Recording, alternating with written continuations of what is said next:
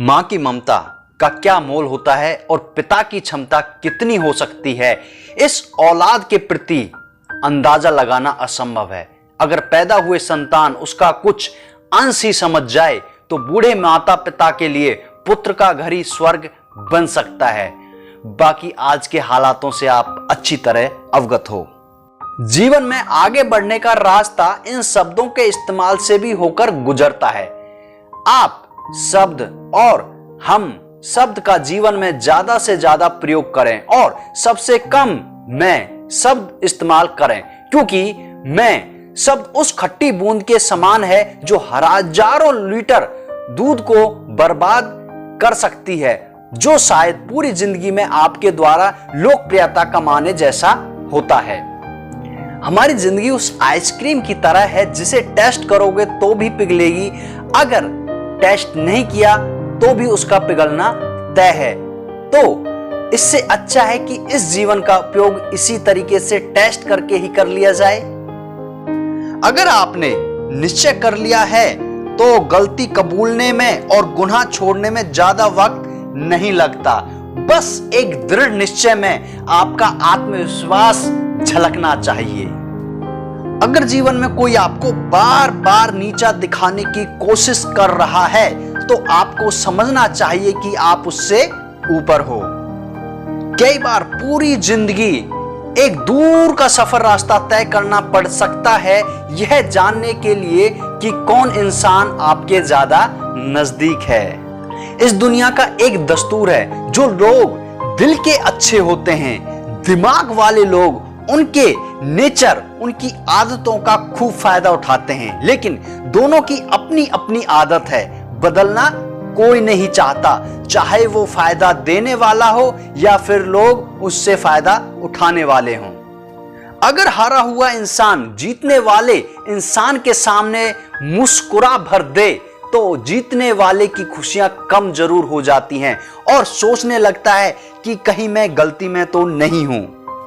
समय कभी गलत नहीं होते, हालातों को ही समय का नाम दे दिया गया है। हम हालातों को सुधारने के लिए वक्त के सही होने का इंतजार करते हैं, जो कभी गलत हुआ ही नहीं। सब कुछ नहीं था, उसी से शुरू हुआ था। सफल होने वाला व्यक्ति हमेशा अभावों में ही ज्यादा अवसर ढूंढता है, क्योंकि उस समय कंपटीशन नहीं होता और जो भी गति से वो दौड़ता है वही गति बनाए रखते हुए उसे सफलता मिल सकती है। सुना है कि भाग्य उन्हीं पर मेहरबान रहता है जो ज्यादा समय कांटे भरे रास्तों पर चलते हैं। यही रास्ते उनके लिए संभावनाओं के भी रास्ते खोलते हैं। परिश्रम को सौभाग्य की जननी बताया गया है, यानी कि वो बीज जिससे आपके अच्छे भाग्य का जन्म हो सकता है। देने के लिए सर्वोत्तम दान को ही बताया गया है, लेने के लिए अति उत्तम ज्ञान को बताया गया है और त्यागने के लिए सर्वश्रेष्ठ अहंकार को बताया गया है।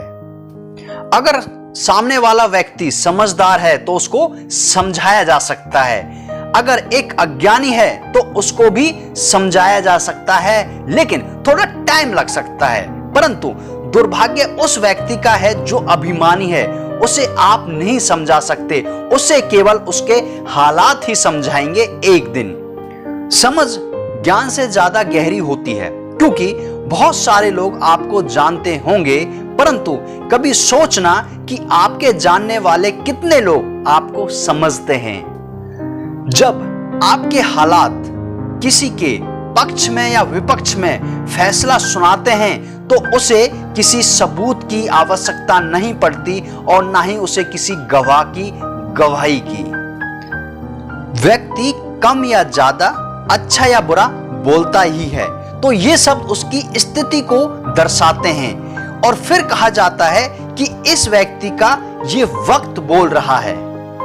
दोस्तों, अगर विचार अच्छे लगे हों तो चैनल को आप सब्सक्राइब करना ना भूलें और हो सके तो एक छोटा सा और प्रयास आपके द्वारा किया जा सकता है कि आप इस चैनल को आगे भी शेयर कर दें। और फिर मिलते हैं कुछ नए विचारों के साथ। Thank you.